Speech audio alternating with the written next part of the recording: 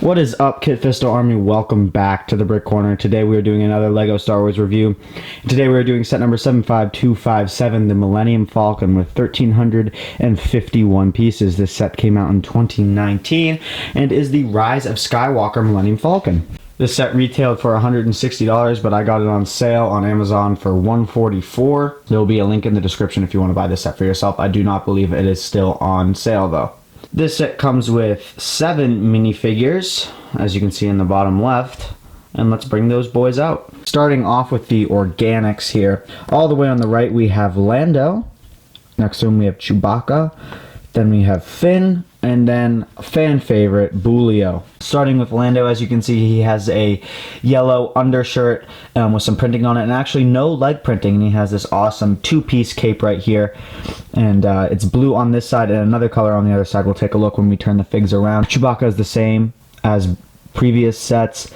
Finn over here has this bag around his torso here, and he has a nice resistance vest and some jeans and stuff like that. And Bully over here has this technician outfit, and a very cool detail that LEGO added. They actually gave his head as an accessory, so that's a very cool addition by LEGO. Looking at the back, printing is pretty much continuing the same detailing as for most of the minifigures. Of course, on Lando, the other side of his cape is different, and looking underneath, he has the sash that continues round back. And again, this is a second part of the cape up here. And then again, Chewie is the same as other sets. Finn just has the back of his jacket, and Bulio over here has the back of his suit. Now moving on to the 3 droids we get with this set. As you can see, we have R2-D2, which I have covered many times before, and I believe you guys have seen R2-D2 before as well. Same printing, really nothing has changed. Then we have Dio over here. Turn so you can see the side printing there. Pretty cool printing. And then we have again C-3PO, who you guys have probably seen or probably even have right now, so I don't want to go too much into detail with these guys.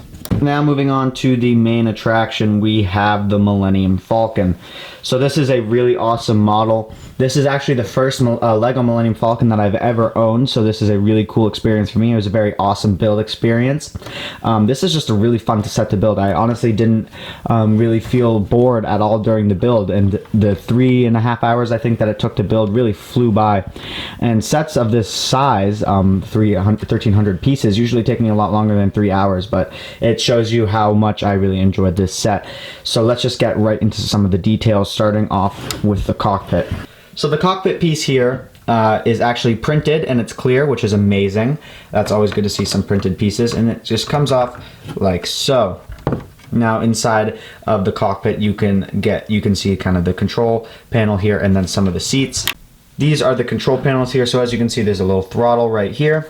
This piece right here is a stickered piece, and this is a printed piece. This one stud modified tile here is actually where you put Dio, or at least that's where the instructions want you to put Dio. Then all you have to do is slide this right back in here and connect it. Looking at some of the outside detailing here, as you can see, this looks super awesome. We got this gun up here. We have the satellite that actually, well, let's not open this up, can move a lot, but that's how it's intended to look in that position. We have some stickers along here and a bunch of greeveling and other stuff like that. Stickers here and around, and then these iconic kind of vents. I guess these are the vents in the back here. Those are right there. And then again, some more greeveling.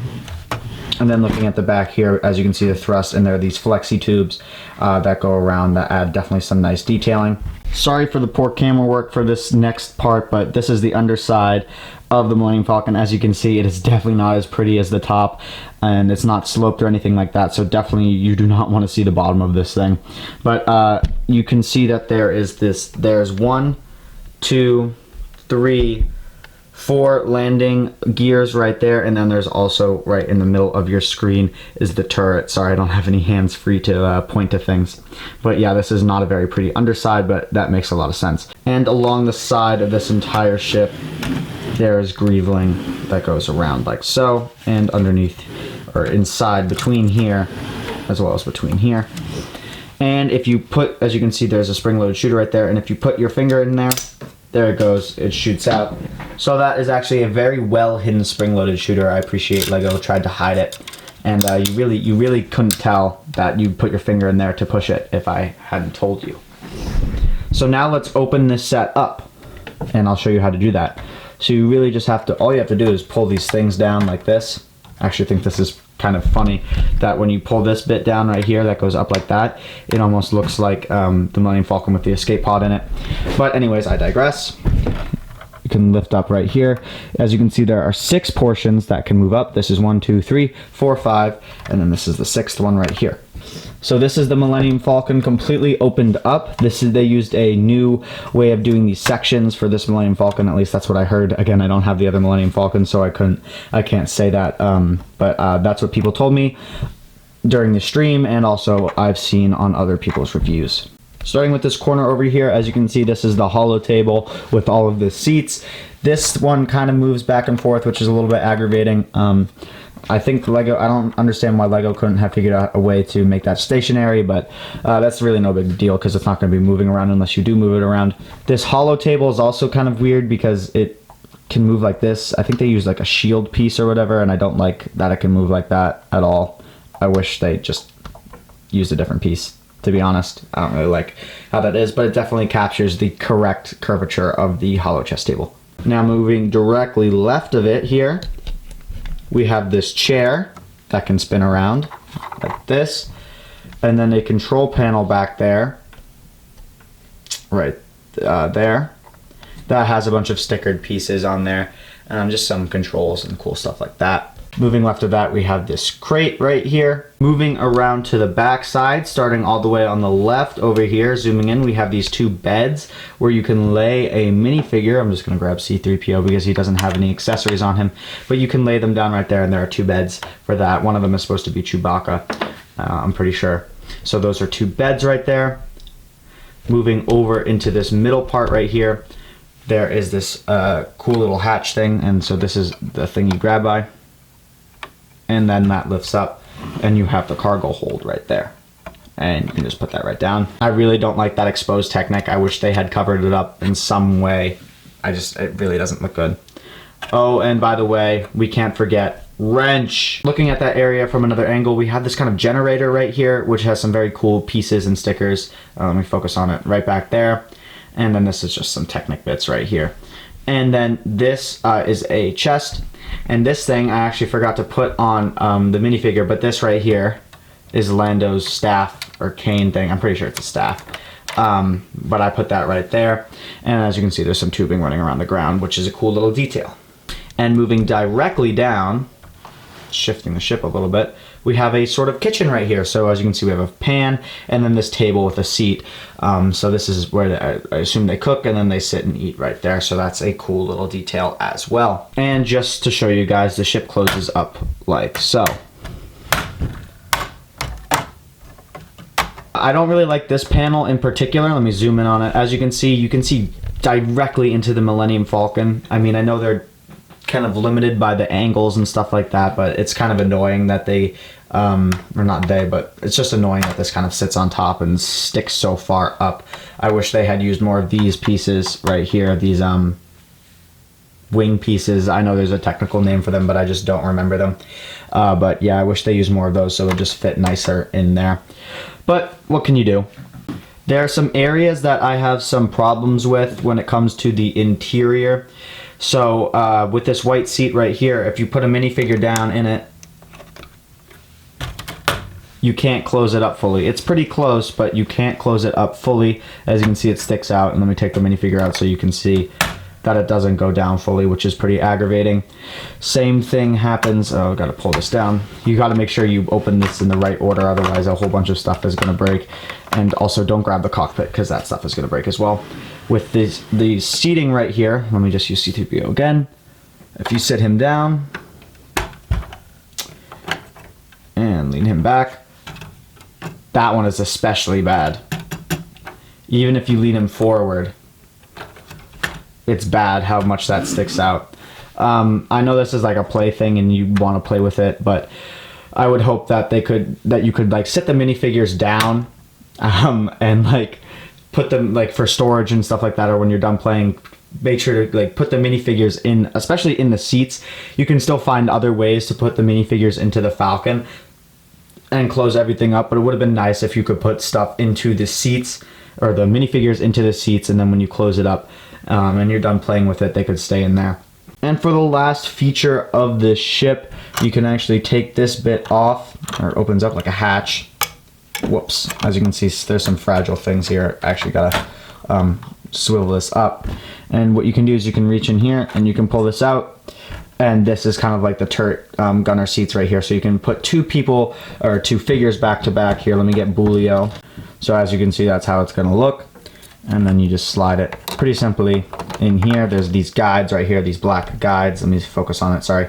These black guides right here, and you just slip it in, close it up, and that's a little extra playability feature right there. And it's pretty easy. You just reach in and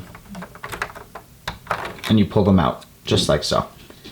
So overall, I actually really like this set. There might be some bias to that because this is my first Lego Millennium Falcon. Although I do see some problems with it. Again, I think there could have been more minifigures for a set that was $160. You get 7 minifigures, and one of them is this little puny little droid. But definitely the Lando is a very cool addition to it.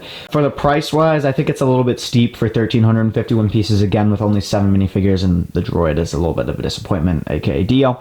But when I got this set for $144, which was on sale, that is definitely a very good price, I think. Pretty much matches up. It's just a little bit more expensive than the 10 cents per piece thing, but that's kind of a loose rule. Most Lego sets are above that 10 cents per piece rule. And it's not really a rule because of inflation and all that kind of fun stuff.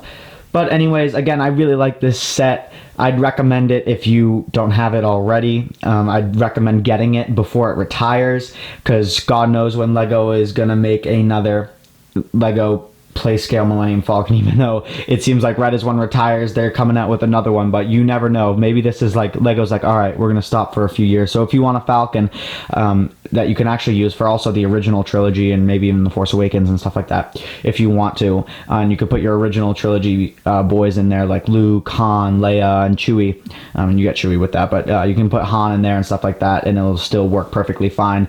But yeah, this is a great Falcon. It's definitely very robust. You can literally grab it from anywhere and lift it up. It's pretty good. So yeah, very robust build up. There goes Finn.